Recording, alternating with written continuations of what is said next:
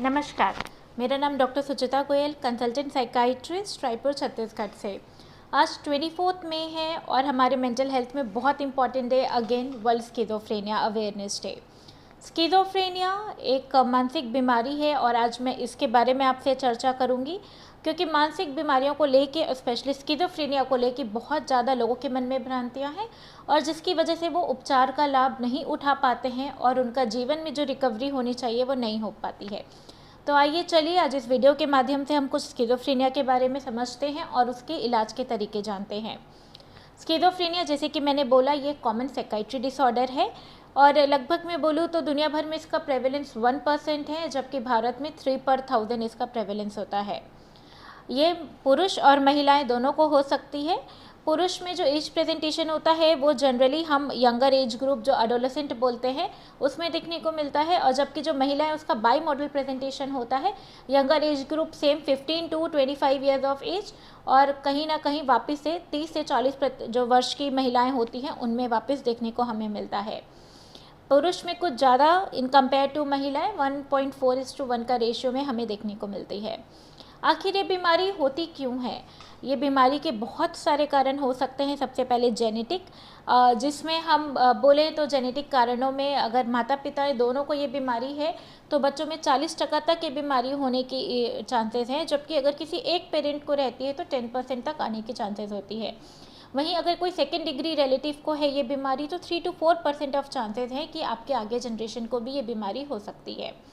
Environmental factor, गर्भवती महिलाएं जब बच्चे को अगर किसी प्रकार का कोई वायरल इन्फेक्शन हो जाए या किसी प्रकार की कोई हानि पहुंचती है तब हम इसे देखने को मिलता है। इन्वायरमेंटल स्ट्रेस फैक्टर अभी के टाइम पे बहुत इंपॉर्टेंट हम ये क्राइटेरिया लेते हैं अभी ये बीमारी होने के लिए।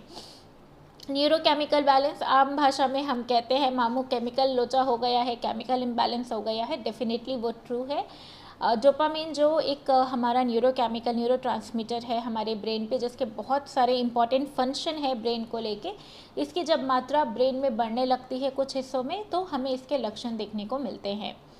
कहीं ना कहीं अभी जो सब्सटेंस अब्यूज़ जैसे कैनाबिनॉइड्स हो गया, चरस गांजा जो हम बोलते हैं, वो भी इस बीमारी को करने में अपना एक मदद, कहीं ना कहीं उसकी वजह से भी ये बीमारी होती है। समझते हैं इसके लक्षण। आज तो हमने समझ लिया कि कारण क्या है, लक्षण भी समझ लें। स्किज़ोफ्रेनिया के जो लक्षण होते हैं वो एक स्पेक्ट्रम ऑफ लक्षण है जिसमें हमें पॉजिटिव, नेगेटिव, कॉग्निटिव सिम्टम्स देखने को मिलते हैं।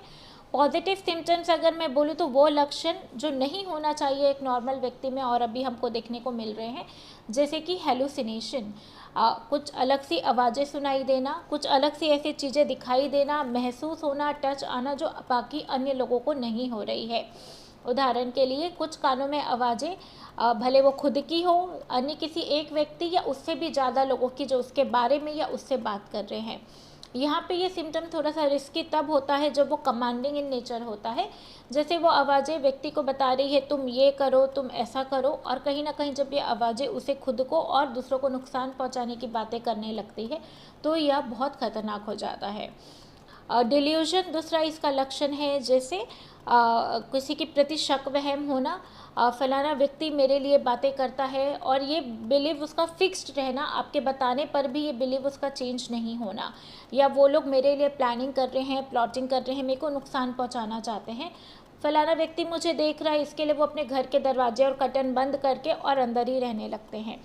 तो जब यह डिल्यूजन जो एक वहम और शक है वो इतना ज़्यादा बढ़ जाता है कि उसके प्रति अनुरोध वो एक्शन भी करने लगते हैं और आपके 100 समझाने पर भी वो नहीं मानते हैं कि वो चीज़ पॉसिबल नहीं है, तो हम इसे डिल्यूजन का नाम देते हैं। डिसऑर्गेनाइज्ड बिहेवियर या थॉट पैटर्न, जिसमें उनके सोचने की जो विधि है उसमें बदलाव आने लगते हैं, नए नए शब्दों का वो प्रयोग करने लगते हैं, जो चीज़ें नहीं करनी चाहिए, उदाहरण के लिए वो वॉशरूम जाने की जगह अपने कपड़ों पर ही मलमूत्र करने लगते हैं और अपने हाइजीन, पर्सनल हाइजीन का ध्यान नहीं रख रहे हैं। तो इस तरीके के जो लक्षण होते हैं ये हमें स्किज़ोफ्रेनिया में देखने को मिलता है।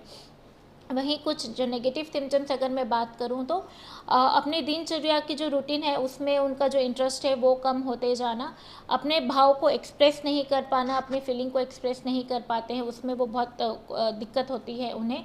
कोई भी कार्य को शुरू करने में उन्हें प्रॉब्लम, या शुरू करके कोई भी कार्य को समाप्त नहीं कर पा रहे हैं, उनका जो एक्शन है वो उनके थॉट प्रोसेस के अलाइन नहीं है। चुप चुप रहना, शांत रहना, ज़्यादा बातचीत नहीं करना, इस तरीके के जो लक्षण है वो हम नेगेटिव स्किज़ोफ्रेनिया में हम लक्षण लेते हैं। कॉग्निटिव डिक्लाइन, याददाश्त में जो कमी आ रही है, या फंक्शनल जो कैपेसिटी है उसमें कमी आते जाने को हम कॉग्निटिव डिक्लाइन कहते हैं। तो ये जो लक्षण है ये स्किज़ोफ्रेनिया के लक्षण है। ज़रूरी नहीं है हर लक्षण सब में प्रेजेंट हो, लेकिन अगर इस तरीके के लक्षण हैं, थोड़े लंबे समय के लिए, महीने भर के लिए रह जा रहे हैं, तो हम इसे स्किज़ोफ्रेनिया का नाम देते हैं। अब इसके लिए आप क्या करें आगे, इसका उपचार क्या है, या आपको इसके लिए कैसे मदद मिल सकती है।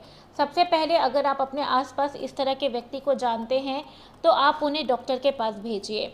लोगों का ये भ्रम होता है कि जो आवाज़ें हो रही है, शक वहम हो रहा है, वो किसी हवा की वजह से है, जो बाहरी हवा उसे लग गई है उसकी वजह से ये आ रहा है, और वो उसके इलाज के लिए आगे नहीं जाते हैं। तो सबसे पहले ये हमें अपने मन से भ्रांतियाँ हटानी है। ये जो लक्षण है ये एक मेडिकल बीमारी के लक्षण है, ना कि किसी बाहरी हवा। तो हम फेथ हीलर के पास नहीं जाके अगर हम डॉक्टर के पास जाते हैं तो समय से हम इस बीमारी का इलाज करवा सकते हैं। इलाज के दौरान पे क्या होगा, इलाज के दौरान पे आपको कुछ दवाइयाँ दी जाएगी जिसका नाम एंटीसाइकोटिक है। एक और भ्रांतियाँ हैं लोगों के मन में कि अगर आज दवाई शुरू कर दी तो जीवन भर दवाई खाना पड़ेगा, या दवाई खाने के बाद मेरा जो मरीज़ है वो चल फिर नहीं पाएगा और एक ज़ॉम्बी की तरह हो जाएगा। तो ये बिल्कुल गलत है। अब हमारे पास बहुत सारी ऐसे नई तकनीकों की दवाइयाँ हैं जिसके साइड इफ़ेक्ट्स काफ़ी कम है और एक अच्छा इफ़ेक्ट मिल सकता है, और लोग अपना कार्य जो है वो नॉर्मल तरीके से कर सकते हैं। एंटीसाइकोटिक्स नामक दवाइयाँ हम इस बीमारी में शुरू करते हैं।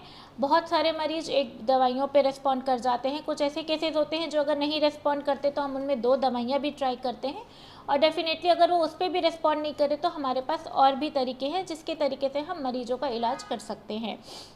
इनिशियल स्टेज पे दवाइयों के साथ साथ जब मरीज में इतनी सोचने समझने की हमें लगता है कि कैपेसिटी है, और हम उसके जो साइकोथेरेपी सेशन शुरू करते हैं साथ में। साइकोथेरेपी में कुछ उनके रिहैबिलिटेशन प्रोसेस भी रहते हैं, जिसमें मरीज के अंदर कॉन्फिडेंस बिल्ड करना, धीरे धीरे उसकी कार्य क्षमता को बढ़ाना, और फैमिली थेरेपी भी हम साथ में शुरू कर सकते हैं पेशेंट्स की। तो इस तरीके से दवाइयाँ और थेरेपी के माध्यम से हम मदद कर सकते हैं आपकी, और आपके जो जीवन जो है हम उसे कोशिश करते हैं कि वापस से वो सही तरीके से व्यापन अपना कर सकें। तो ये मेरी एक छोटी सी कोशिश है आपके तरफ एक स्किज़ोफ्रेनिया के बारे में समझाने की, समझने की, जिसमें हमने देखा कि स्किज़ोफ्रेनिया क्यों होता है, उसके लक्षण क्या है और उसके उपचार के तरीके क्या हैं। तो अपने मन से हर भ्रांतियों को दूर करिए, और स्किज़ोफ्रेनिया एक मेडिकल बीमारी है, मेडिकल कंडीशन है, उसके लिए आगे आइए और अपना उपचार करवाइए। धन्यवाद।